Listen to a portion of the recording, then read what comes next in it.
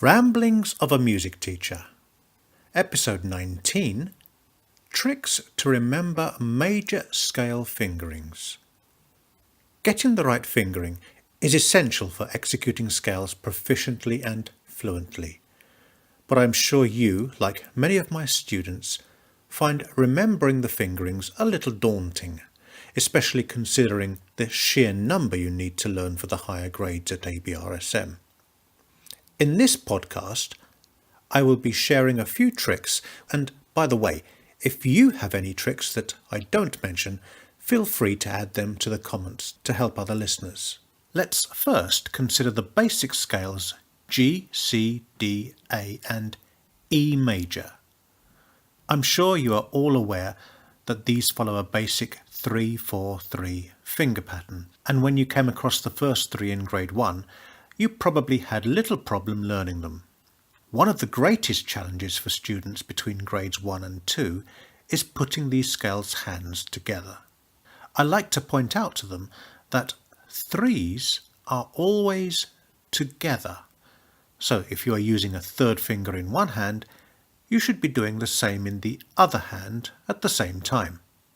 Then, I like to liken the hands together scales to a couple dancing where the man leads.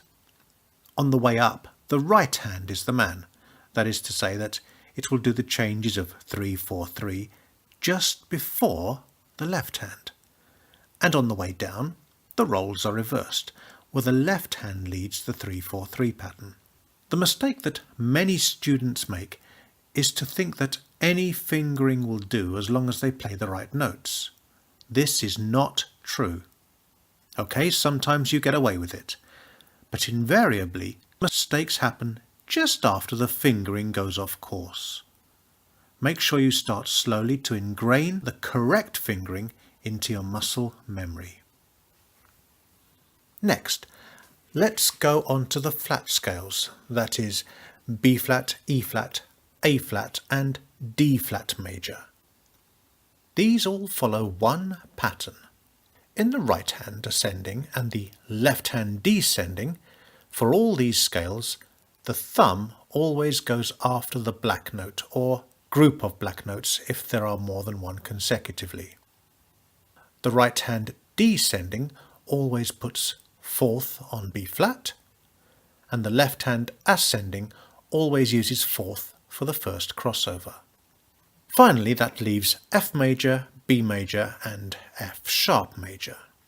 To be honest, B major, despite its many sharps, is one of the easiest scales because there are only certain places where the thumb can go, and that's where you put it.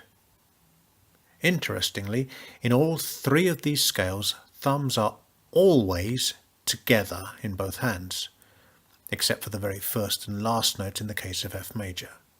If you want to see these principles in action, there is a link to a video for all the major scales in the description below, clearly showing the correct fingering.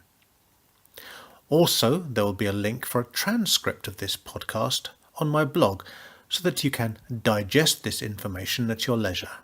Again, just check the description below. Finally, as I said before, if you have any other tricks to help listeners remember scale fingerings, add them to the comments below.